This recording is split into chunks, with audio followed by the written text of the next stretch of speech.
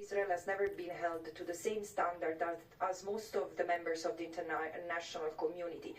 Israel has defied countless General Assembly, Security Council resolutions, International Court of Justice advisory opinion, and has targeted UN personnel and facilities, and also declared personas non grata, not only me, but the Secretary General himself, without ever bearing consequences. There are never sanctions on Israel. Judicial processes are either ignored or circumvented, and trade continues, and diplomatic ties remain intact.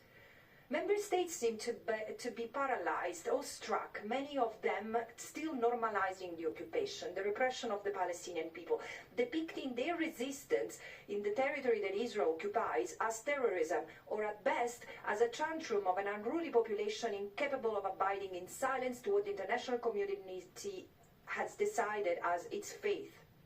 It is unconscionable to me that for many in the United Nations, Palestine continues to represent an issue to be negotiated, where the Palestinians have to accept sooner or later the status quo, their fight to self-determination reduced to a humanitarian crisis, and accept quietly the loss of their land, their failure to confront the imperialistic force of settler colonialism. As a human rights expert and as a human being, I have to stand against this.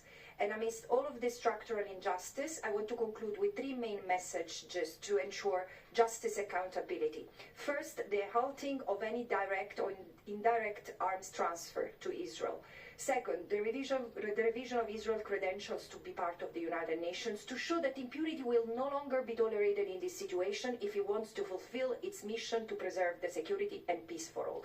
And third and last, resolving once and for all the question of Palestine in line with international law means three things: end the genocide now, end the occupation by September next year, because this is the deadline that the General Assembly has given Israel to comply with International Court of Justice advisory opinion, which has ordered this year that Israel dismantles the occupation, the settlement, and the control over natural resources totally and unconditionally, no exception. This means starting to realize the right of self-determination of the Palestinian people. Four, we need to understand and embrace once and for all that this is not a conflict. Conflict as a term is a misnomer here, because there is a settler colonial framework at play when we talk of Palestine. And I'm not using this language as an ideological slogan, but as a framework capable of accurately describing the reality in the occupied Palestinian territory that is becoming more and more catastrophic as the time